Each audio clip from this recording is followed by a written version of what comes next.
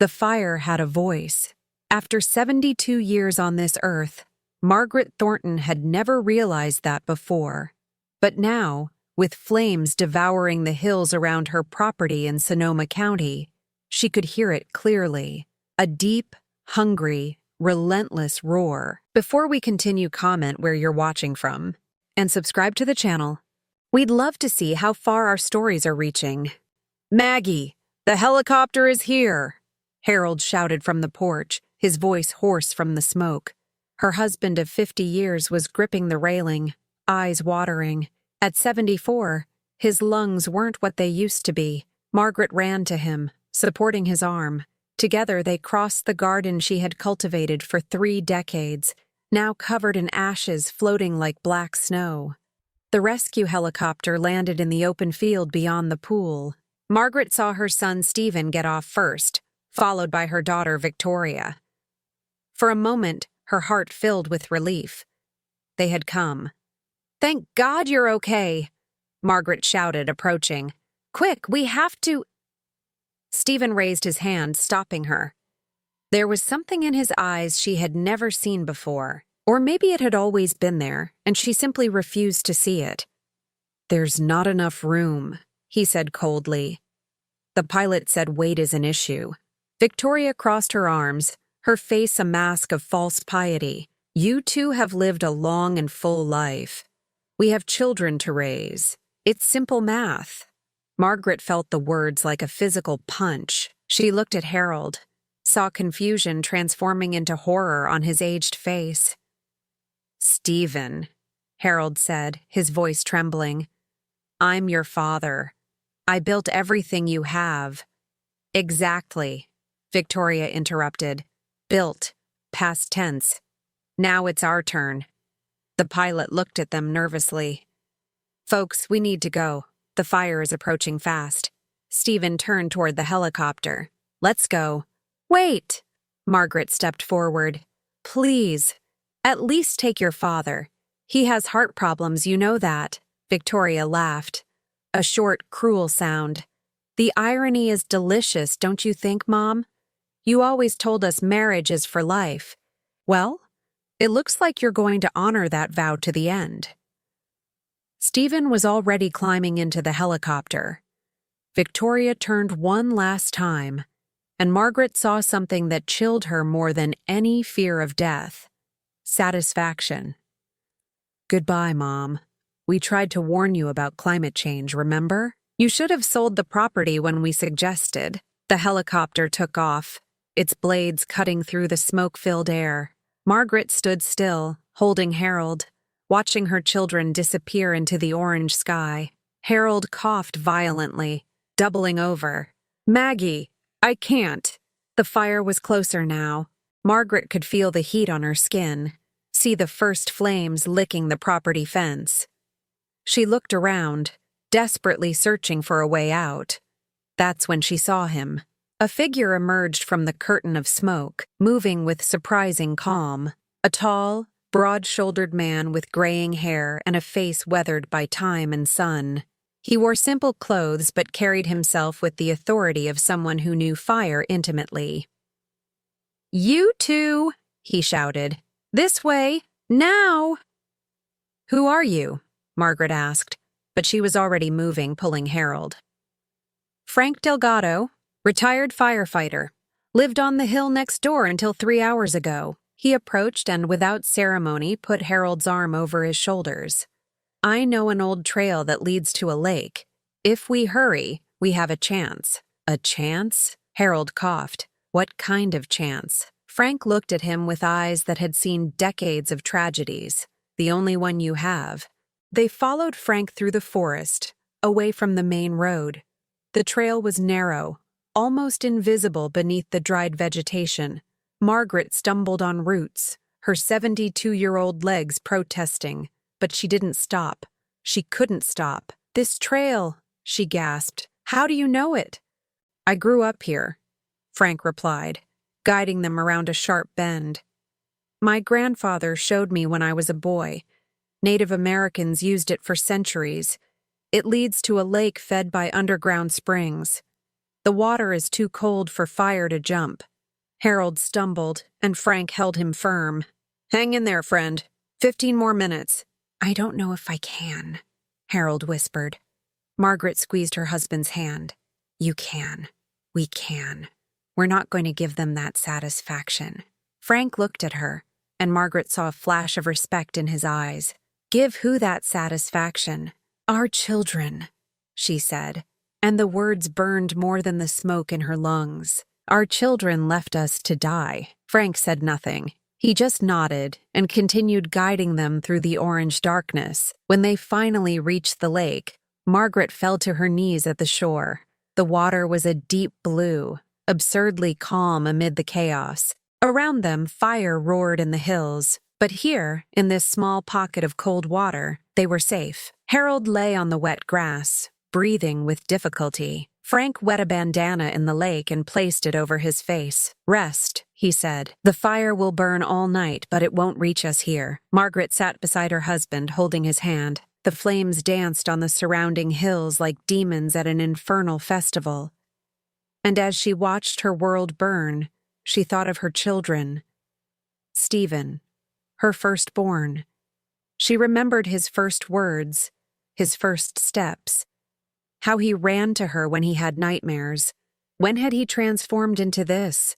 Victoria, her little girl, who used to make daisy necklaces for her, who cried when she found dead birds in the garden, the same woman who had looked at her with satisfaction while leaving her to die. They don't know, Margaret whispered to herself. Frank sat beside her. They don't know what? Margaret looked at him, and for the first time in hours, a smile touched her lips. It wasn't a smile of joy. It was something older, more dangerous. They don't know who they're dealing with. Frank studied her face for a long moment. You're not just a rich old lady, are you? No, Margaret said, watching the flames. I'm not. Harold squeezed her hand and she looked down. In her husband's eyes, she saw that he understood. After 50 years, he always understood. It was time to stop hiding. It was time to show her children exactly who Margaret Thornton was. And when she was done, they would wish the fire had taken her. The rescue helicopter found them at dawn. Margaret and Harold were taken to the regional hospital, treated for smoke inhalation and dehydration. The doctors said it was a miracle they had survived. Margaret knew it wasn't a miracle. It was Frank Delgado. She was lying in the hospital bed, watching Harold sleep in the bed beside her when the door opened. Stephen entered first, followed by Victoria. Both carried bouquets of flowers and carefully rehearsed expressions of concern. Mom! Stephen approached, trying to hug her. Thank God you're okay. We searched for you all night. Margaret didn't move, didn't return the hug. The helicopter had to make an emergency stop, Victoria explained, placing the flowers on the bedside table. The pilot said the winds were too dangerous to go back. We were desperate, Mom. You can't imagine what we went through. I can't imagine, Margaret said. Her voice was flat, devoid of emotion. Tell me. Stephen straightened, confused by her tone. Well, we stayed up all night. We called the firefighters dozens of times. Victoria cried for hours. Victoria laughed, Margaret interrupted, while leaving us to die. She laughed and said it was ironic. The silence that followed was absolute. Victoria took a step back. Mom, you're confused. The smoke, the trauma. My memory is perfectly intact. Margaret sat up in bed, ignoring the pain in her lungs. As is my hearing. You've lived a long and full life. That's what Stephen said. It's simple math. Stephen exchanged a look with Victoria, a look that confirmed everything. You're wondering how we survived, Margaret continued. A retired firefighter found us. He knew an old trail. While you flew to safety, we walked through hell to reach a lake. Mom, we're relieved you're okay, Victoria said. regaining her composure. Obviously, there was a misunderstanding. Panic makes people say things. "Get out!" The word cut through the air like a blade. "Mom," Stephen began. "Get out of my room. Get out of this hospital. And while you're leaving, start thinking about how you're going to explain attempted murder to a jury." Victoria paled. "You wouldn't do that. Think of the scandal, the company, the family legacy." "That's exactly what I'm thinking about," Margaret said. "Now get out. The next time we see each other, it will be my lawyers speaking." Stephen left first, without looking back. Victoria hesitated at the door. "You're making a mistake, Mom. No one will believe you. Two traumatized elderly people against their own children? We know how this court works." "We'll see," Margaret responded. "We'll see." When the door closed, Harold opened his eyes. He had been awake the whole time. "Are you really going to sue them?" he asked. "I'm going to do much more than that." Margaret reached for the phone beside the bed. "I'm going to destroy them." A week later, Margaret was sitting in her temporary office, a hotel room in San Francisco, while her house was being rebuilt. Before her, a woman in her early 40s in an impeccable suit was leafing through a dossier. "Sandra Chen," the woman said, "private investigator, specializing in white-collar crimes and family disputes." "I know who you are," Margaret replied. "That's why I hired you." Sandra closed the dossier. "Before we begin, I need to ask, what exactly do you want?" "I want to know everything. Every secret my children are hiding, every offshore account, every affair, every lie, every skeleton in every closet." Margaret leaned forward. "And when we have all of that, I want to know why." "Why?" "Why they tried to kill me." Margaret looked out the window at the city her money had helped build. "I raised them, gave them everything. I want to understand what transformed them into this." Sandra nodded slowly. "Is there anything else I should know?" "About you, I mean. My investigations work better when I have the complete picture." Margaret hesitated. For 50 years, she had kept her secret. Even Harold only knew part of the truth. "Thornton Energy," she finally said. "My children think Harold founded it." "And he didn't," Margaret smiled. "Harold is a brilliant engineer, but the idea, the initial capital, the connections that transformed a startup into a $3 billion empire, all of that was mine." Sandra raised an eyebrow. "You're saying you're the real founder?" "I'm the founder, the largest shareholder, and the hidden chairman of the board, all through a series of holdings that no one has ever traced back to me." Margaret leaned back. "When we started, in the 70s, no one took women seriously in business. Harold had the face, the voice, the presence. I had the brain. Why tell me this? Because Stephen and Victoria think they're going to inherit the company when Harold and I die. They don't know that most of the shares are in a trust I control. They don't know that every major decision for the last 50 years has gone through me." Margaret paused. "And they don't know that, last week, when they left me to die, they signed their own death warrant." Sandra was silent for a long moment. Then, a slow smile appeared on her face. "I think I'm going to enjoy this case." The discoveries began arriving within 2 weeks. Stephen had been embezzling money from the company for years. Accounts in the Cayman Islands, properties in the names of shell companies. Almost $15 million that should have gone to the family's charitable foundation. Victoria was more subtle, but no less guilty. She had used company funds to finance her husband's extravagant lifestyle, a man Margaret had never liked, and who apparently had a severe gambling problem. But the most disturbing revelation came later. "They planned this," Sandra said, throwing a transcript on the table, 6 months before the fire, An intercepted conversation between Stephen and Victoria. Margaret read the words, feeling ice spread through her veins. We have to wait for the right opportunity. Something that looks natural. An accident. The fire wasn't caused by them, Sandra clarified. But the decision to use the situation to leave us to die. Margaret finished the sentence. An opportunity that fell from the sky. She set the transcript aside. Her hands were trembling, but not from fear, from fury. What else do you have? Sandra hesitated. There's something about your grandson. Daniel.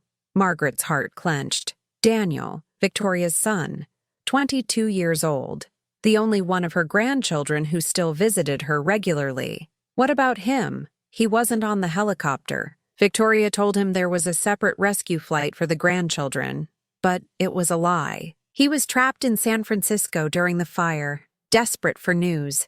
Sandra paused. He called the police 6 times that night, begging them to send help. Margaret closed her eyes. A tear escaped. Daniel didn't know? No. And when he found out what his parents did. Sandra handed over another document. He showed up at my office yesterday. He wants to help. Margaret looked at Daniel's photo in the document. Her grandson, the only member of her family who still had a conscience.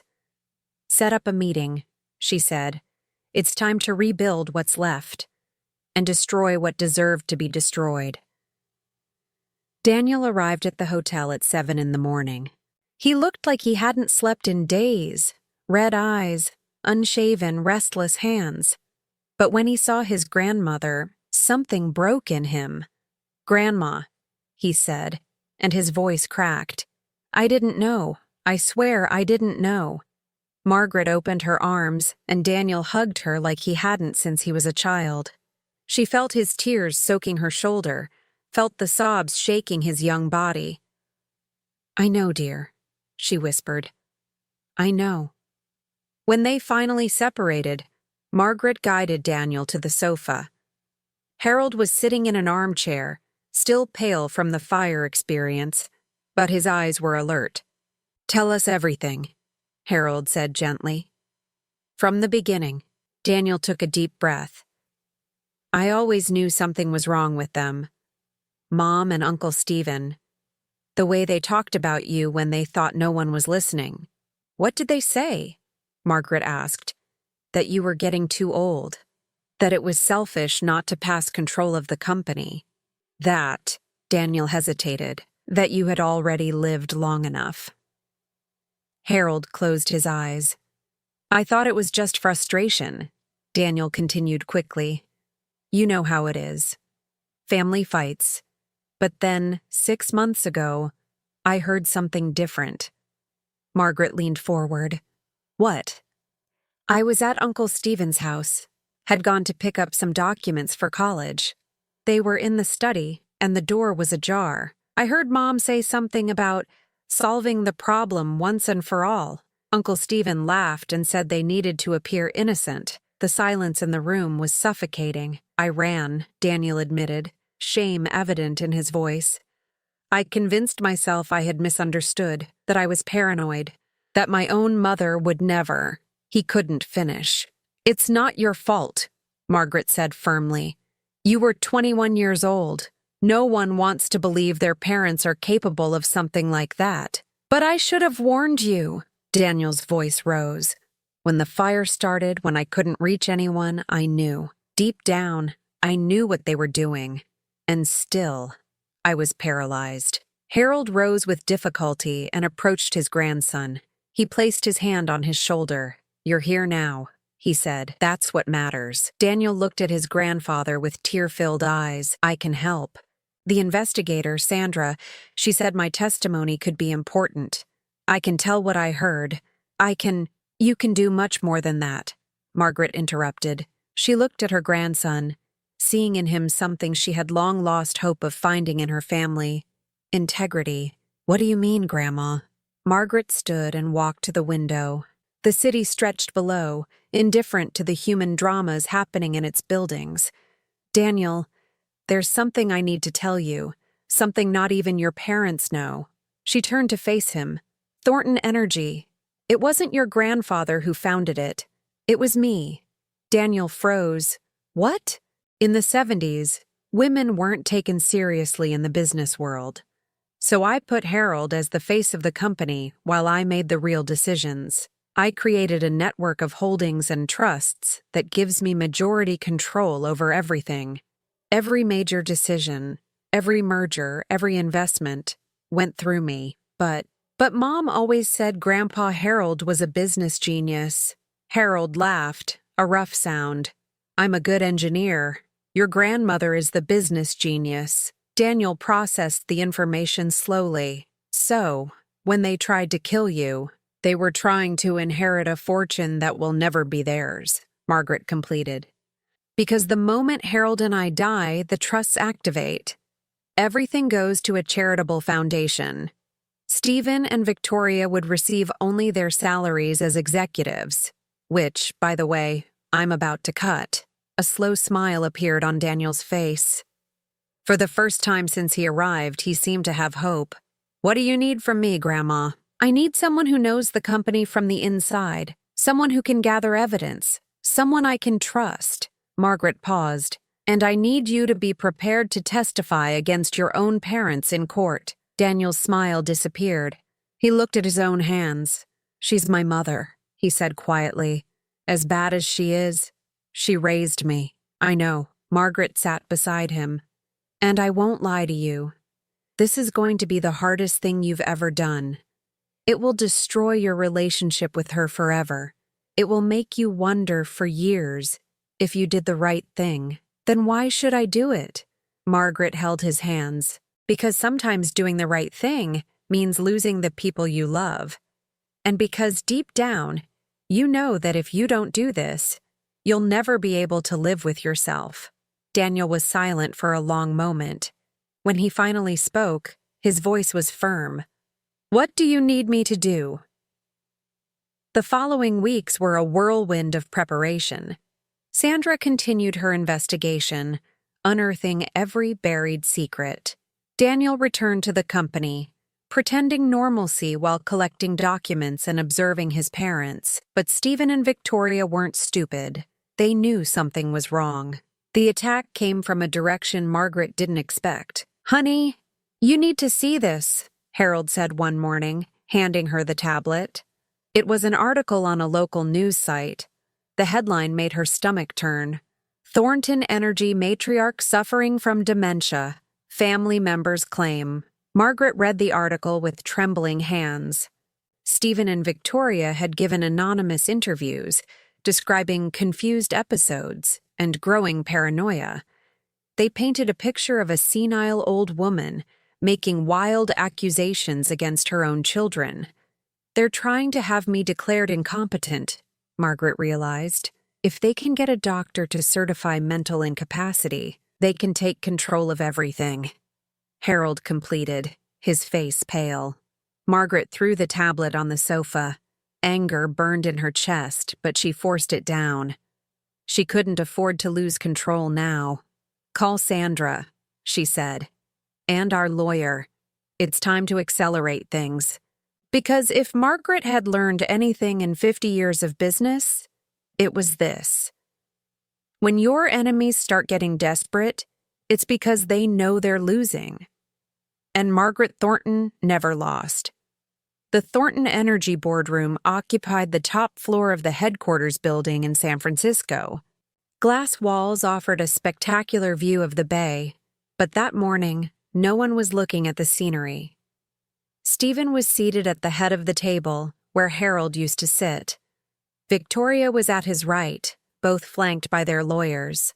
On the other side, the other board members watched with tense expressions. This extraordinary meeting has been called to discuss Margaret Thornton's mental incapacity, Stephen began, his voice laden with false concern. As you all know, our mother has been exhibiting erratic behavior since the fire. Unfounded accusations, paranoia. We have medical reports, Victoria added, pushing a folder across the center of the table. 2 independent psychiatrists agree that she needs supervision. The door to the room opened. Margaret entered first, wearing a navy blue suit that cost more than anyone there earned in a month. Harold followed her, then Sandra Chen, and finally a gray-haired man whom Stephen recognized immediately, Richard Yamamoto, the most feared corporate attorney on the West Coast. "Forgive the delay," Margaret said, sitting down calmly. "Traffic was terrible." Stephen stood, his face red. "This is a closed meeting. You weren't invited." "Curious," Margaret interrupted. "Considering I'm the chairman of the board." The silence that followed was absolute. Victoria was the first to recover her voice. "Mom, you're confused. Dad is the chairman of the board. You've never held an official position in the company. That's what you always believed." Margaret looked around the room, meeting the eyes of each board member. "And that's what I let you believe. For 50 years. She signaled to Sandra, who distributed folders to everyone present. "What you're seeing is the real corporate structure of Thornton Energy. The holdings, the trusts, the chain of ownership." Margaret paused. "If you follow the papers to the end, you'll discover that the largest shareholder, with 53% of voting shares, is me." Stephen snatched the folder from Sandra's hands. He frantically leafed through the documents, his face growing paler with each page. "This is impossible," he stammered. "Dad founded this company. Your father provided the face. I provided the brain." Margaret leaned back in her chair. "In 1974, when we started, no bank would lend money to a woman. No investor would take a woman seriously. So Harold went out into the world and I stayed in the shadows, making every important decision behind the curtains." Victoria looked at her father, who remained silent. "Dad? Say something." Harold sighed. "Everything she said is true. I'm sorry, dear. But it is. Why?"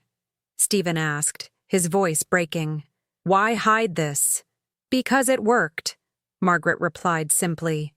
"And because I wanted to see who you really were when you thought I was just a harmless old lady." She looked directly at her children. "Now I know." Richard Yamamoto stood, taking control of the room. "As the attorney representing the majority shareholder of Thornton Energy, I am here to inform you of the following immediate actions. First, Stephen Thornton and Victoria Thornton Hayes are being removed from all executive positions, effective immediately." "You can't do this!" Victoria screamed. "Second," Richard continued impassively, "a complete audit is being conducted on the $15 million diverted to offshore accounts over the past 5 years. Funds that, according to our records, were stolen by Stephen Thornton." Stephen went pale. "This is absurd. My lawyers." "Third, we are forwarding evidence to the California State District Attorney regarding attempted premeditated murder during the wildfire 3 weeks ago." The silence was deafening. Victoria turned to her mother, her face contorted with fury. "You're going to destroy this family. Destroy everything we built." "You destroyed it," Margaret interrupted, her voice cutting like steel. "The moment you looked at me and your father and decided we were disposable. The moment you laughed as you flew away and left us to burn." She stood, and despite her 72 years, she seemed larger than anyone in the room. "You wanted my inheritance? Here it is. You wanted to see me die? Here I am, more alive than ever." Margaret walked to the window, looking at the city she had helped build. "And now, you're going to find out what happens when you attack the woman who really controls everything." Stephen and Victoria exchanged desperate looks. Their lawyers began gathering papers, clearly realizing they were on the losing side. "One last thing," Margaret said, turning. "Daniel?" The door opened again, and her grandson entered. Victoria's eyes widened. "Daniel? What are you doing here?" "What I should have done 6 months ago, Mom." Daniel placed a flash drive on the table. "Recordings? Messages? Emails? Everything you tried to hide." Victoria recoiled as if she had been slapped. "Your own son. You're a traitor." "I'm the only one in this family who still has a conscience," Daniel said calmly. And when you're in prison, I'll be here, helping Grandma and Grandpa rebuild what you tried to destroy." Margaret placed her hand on her grandson's shoulder. For a moment, despite everything, she felt something resembling hope. The war was far from over. There would be courts, legal battles, desperate attempts at negotiation. But for the first time since that night in the fire, Margaret knew she was going to win, because she wasn't just a rich old lady. She was Margaret Thornton, and she was just getting started. The trial lasted 3 weeks. Margaret sat in the front row every day, Harold at her side, Daniel on the other. She watched as prosecutors presented evidence, recordings, financial documents, testimonies. She watched as her own children were exposed as the monsters she never wanted to believe they were. The hardest moment came when Daniel took the witness stand. "Mr. Thornton," the prosecutor began, "can you describe the conversation you overheard 6 months ago at your Uncle Stephen's house?" Daniel looked at his mother, seated at the defense table. Victoria stared at him with eyes full of hatred and supplication at the same time. "I heard my mother and my uncle discussing how to solve the problem of my grandparents," Daniel said, his voice firm despite his trembling hands. "They talked about waiting for an opportunity that would seem natural, an accident. And did you communicate this to anyone at the time?" Daniel lowered his eyes. "No, I convinced myself I had misunderstood, that I was paranoid." He paused. "That mistake haunts me every day." Victoria stood up, ignoring her lawyer, trying to hold her back. "Daniel, look at me. I'm your mother. You can't do this. Order!" The judge banged his gavel. "Sit down, Mrs. Thornton Hayes, or you will be removed from the courtroom." Victoria was pulled back into her chair, but her eyes never left her son. Daniel finally looked at her. "You're my mother, and I've loved you my whole life. But you tried to kill my grandparents. You looked at them and decided they were disposable." Tears streamed down his face. "How could I stay silent?" Margaret felt Harold squeeze her hand. She knew how much this was costing her grandson, knew he would never fully recover, but she also knew he had done the right thing. The verdict came on a Friday afternoon. Stephen Thornton, guilty of attempted premeditated murder, corporate fraud, embezzlement. Sentence, 25 years. Victoria Thornton Hayes, guilty of attempted premeditated murder, conspiracy. Sentence, 20 years. When the judge's gavel fell for the last time, Margaret didn't feel victory, didn't feel relief. She felt only a deep void where her children used to be. Harold held her hand as they left the courthouse, surrounded by reporters and cameras. Daniel guided them to the waiting car, pushing away journalists with a determination that reminded Margaret of herself when she was young. "Where to, Mrs. Thornton?" the driver asked. Margaret looked out the car window. The city passed like a blur. Normal people living normal lives, unaware of the drama that had just unfolded. "Home," she finally said. "Take us home." Frank Delgado was waiting when they arrived. The retired firefighter was sitting on the steps of the entrance to the temporary house Margaret and Harold were occupying while the Sonoma property was being rebuilt. He stood when the car stopped. "Heard the verdict on the radio," he said simply. "Thought you might want company." Margaret looked at the man who had saved her life. In the week since the fire, he had become a constant presence, checking on how they were, bringing meals when he knew they were too busy to cook, simply sitting in silence when words weren't needed. "Come in," she said. "I'll make tea." Sitting in the living room, the four formed an unlikely group: a billionaire matriarch, her engineer husband, a retired firefighter, and a young man who had just testified against his own mother. "How are you?" Frank asked, looking from Margaret to Harold. Harold shrugged. "Honestly, I don't know. My children are going to prison. I should be happy that justice was served, but they're still your children," Frank completed. Margaret was silent for a long moment. When she spoke, her voice was low. "I wonder where we went wrong, what we did wrong to raise people like that. Harold and I have reviewed every memory, every decision, looking for the moment when things went wrong." "Sometimes there isn't a moment," Frank said gently. "Sometimes people just make bad choices, no matter how they were raised." Daniel, who had been quiet, finally spoke. "Mom was always jealous of you. Not of the wealth, of the relationship. She told me once that she never understood how you two still loved each other after so long. I think she saw that as a weakness." "Loving someone is never weakness," Harold said, looking at Margaret. "No, it's not." Margaret reached for her husband's hand. "It's the strongest thing there is." Frank observed the couple for a moment, then turned to Daniel. "And you, kid? How are you holding up?" Daniel took a deep breath. "One day at a time. That's what the therapist says. One day at a time." Margaret stood and walked over to her grandson. She held his face between her hands, as she used to do when he was small. "You did the right thing, Daniel. I know it cost everything. I know you'll carry this forever. But you did the right thing." Daniel nodded, unable to speak.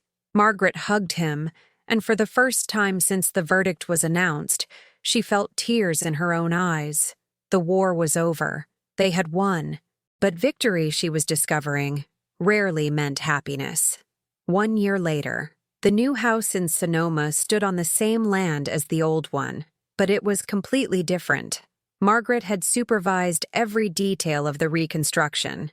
Larger windows, more natural light, a garden that Frank had helped design to be fire-resistant. She was sitting on the porch watching the sunset paint the hills orange and pink when Harold joined her. "The doctor called," he said, sitting beside her. "My tests are all normal. Heart is strong." Margaret smiled.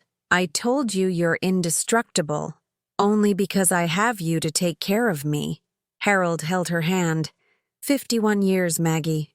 And I still wake up every morning grateful to be by your side." They sat in silence for a moment, watching the sun disappear behind the mountains. "Are you going to visit?" Harold finally asked. Margaret knew exactly what he was talking about.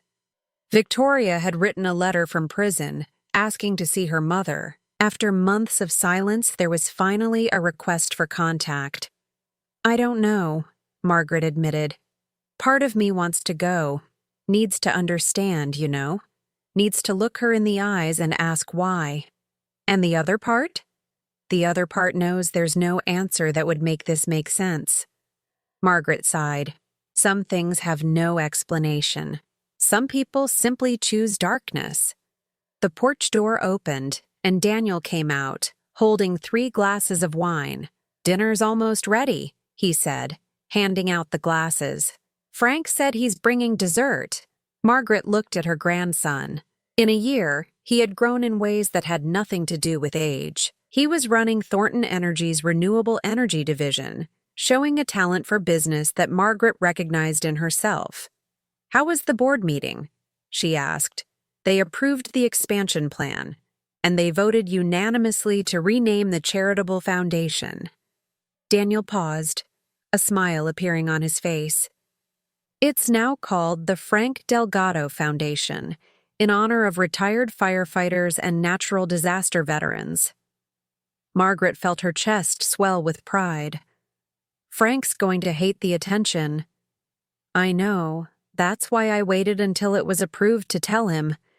Daniel laughed. "He can't refuse now." The sound of tires in the driveway announced Frank's arrival. The retired firefighter climbed the porch steps, carrying a pie that smelled of apples and cinnamon. "Dessert from Marie," he said, placing the pie on the table. Marie was the owner of the local bakery, a widow Frank clearly had a crush on, though he vehemently denied it. "She sends her regards." "Sit down, Frank," Harold said. Daniel was just telling us about the board vote. Frank looked suspiciously at Daniel. What vote? As Daniel explained, Margaret observed the scene before her husband of 50 years, still making her laugh after everything. Her grandson, who had chosen integrity when it would have been much easier to choose family. And Frank, the stranger who had become family. It wasn't the family she had planned. It wasn't the family she had spent decades building. But perhaps, Margaret thought, it was the family she had always deserved. Later that night, after Frank had left and Daniel had retired to his room, Margaret sat alone in the study. She held Victoria's letter, still unopened. Finally, she tore open the envelope. The words were predictable. Victoria didn't take real responsibility. She blamed pressure, competition with Stephen, years of feeling invisible in her parents' eyes. She asked for forgiveness without really apologizing. Margaret folded the letter carefully and put it in a drawer. She wouldn't respond. Not now. Maybe never. She walked to the window. Stars shone over Sonoma, indifferent to the human dramas below. Somewhere in those hills, a year ago, she had walked through fire with her husband and a stranger. She had survived when her own children wanted her dead, and she had emerged stronger. Thornton Energy would continue, now officially under her name. Daniel was being groomed to eventually take over, when Margaret was ready to step aside. The foundation would help thousands of people. The legacy she had built would not be wasted on ungrateful children. But beyond business, there was something more important. Harold, Frank, Daniel, people who loved her not for what she possessed, but for who she was. Margaret Thornton had spent 50 years in the shadows, building an empire that no one knew was hers. She had raised children who saw her as disposable. She had survived a betrayal that should have destroyed her. And now, at 73 years old, she was finally living her life in the light. When she lay down beside Harold that night, he murmured sleepily, "Did you decide about the visit?" Margaret thought for a moment. "I don't need an answer from her, Harold. I don't need to understand why. Some questions don't have satisfying answers. Then what do you need?" Margaret smiled in the darkness. "What I have. Exactly this. Exactly now." Harold pulled her closer, and Margaret closed her eyes. Outside, the world kept turning. People were born and died. Families came together and fell apart. Fortunes were made and lost. Fire would always find new victims, and betrayal would always find new perpetrators. But here, in this house built on the ashes of the old one, Margaret Thornton had found her peace.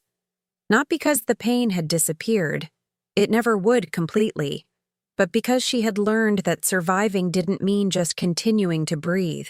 It meant choosing, every day, to build something new from the ruins of what was lost. And Margaret Thornton had always been a builder. So tell me, what would you have done in Margaret's place? Would you have been able to rebuild yourself after all that? Leave your answer in the comments. And if this story touched you in some way, subscribe to the channel and hit the notification bell. Every week we bring new stories of strength, betrayal, and redemption that will make you question everything you think about family. Until the next story.